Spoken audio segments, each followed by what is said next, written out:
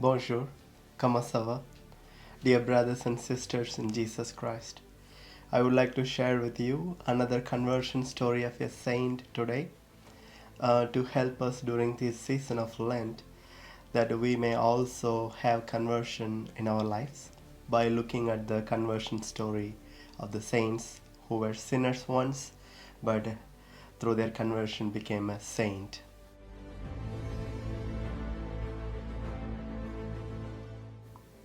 We all have a desire to make the lives of the people better.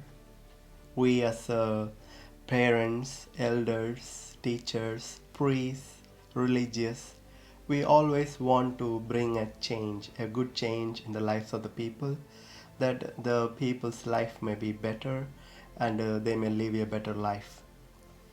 But the real change can be brought about not by we trying to change the lives of others, but we change our lives first and we be a model, a living model and example for the lives of others, that they may, by looking at the living example of ourselves, and may have their life changed.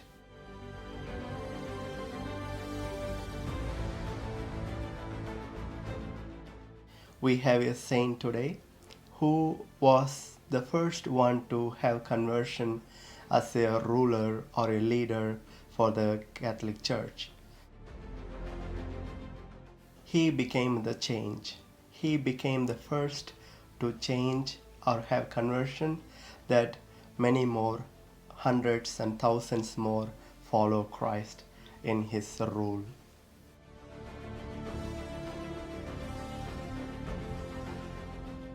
That saint who became a model and example for others to follow Christ through his conversion is Saint Constantine.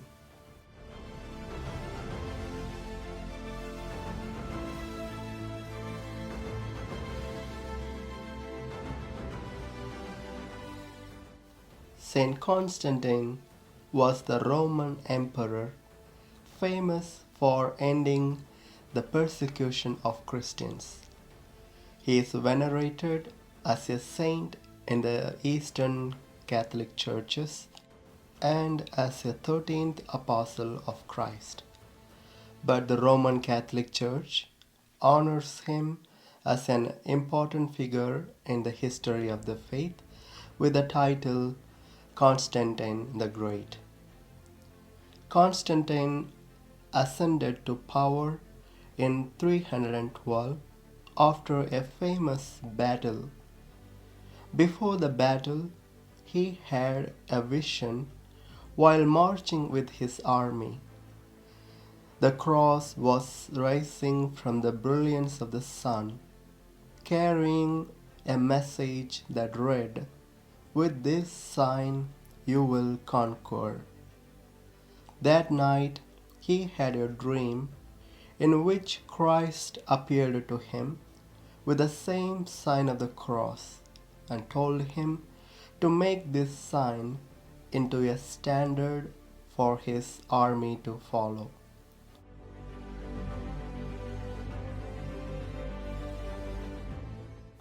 The sign is interpreted as two Greek letters, chi and rho, the first two letters of the Greek spelling for Christos, transposed on top of one another.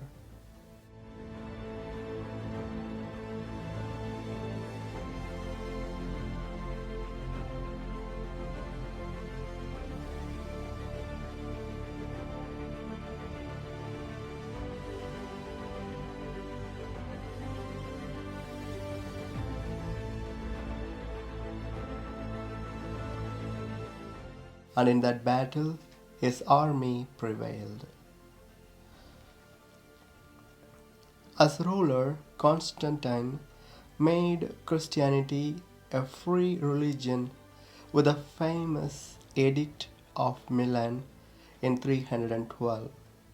The decree restored seized properties to Christians and ceased persecutions. When the decree was opposed, he enforced it by defeating his opponents in a civil war.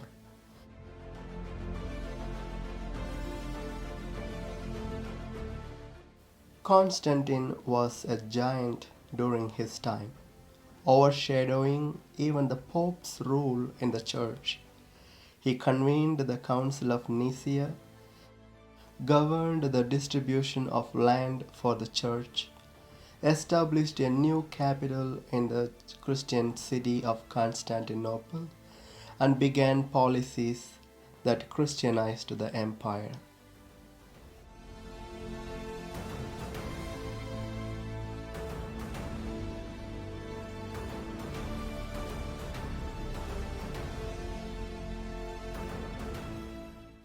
Constantine and his mother, Saint Helena, traveled to Jerusalem and established many of the sites of Christian pilgrimage that Christians still visit today.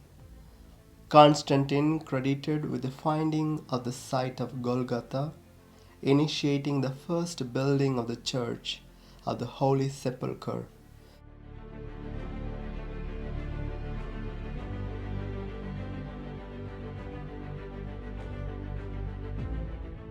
And Helena is credited with the finding the cross of Christ. The discovery of Christ's cross sparked endless of pilgrims to Jerusalem. The distribution of pieces of the true cross to churches throughout the empire.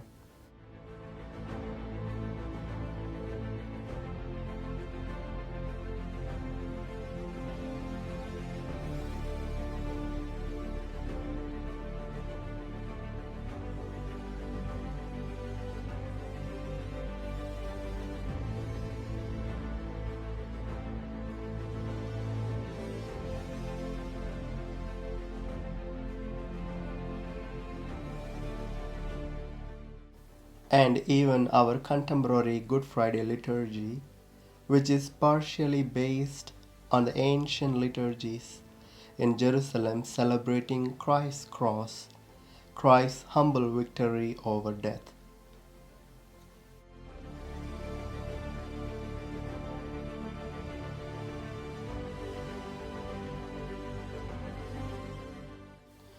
Saint Constantine the Great will always be remembered with gratitude for ending the persecution over Christians in his Roman Empire and also for making Christianity as the state religion.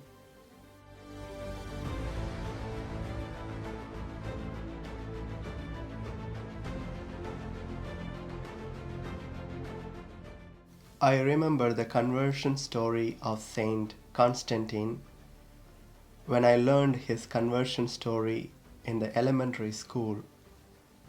That inspired me so much, knowing when Christians were so much persecuted by the Roman rulers. But there was one person who brought about change in the history of Christianity. Saint Constantine, through his conversion, not only changed his life, but he was a living example for others in his life to have conversion in their lives as well.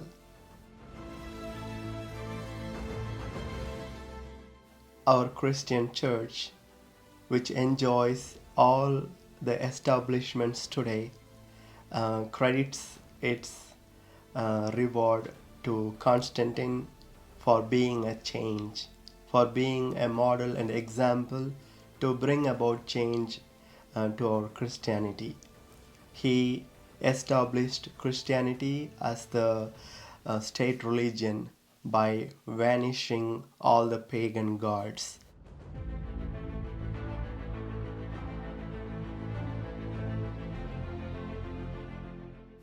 Saint Constantine did not receive baptism until his death because he wanted to die with a grace, that no more opportunity to sin again after his baptism. Therefore, at the end of his life, Constantine received baptism and died in few hours later.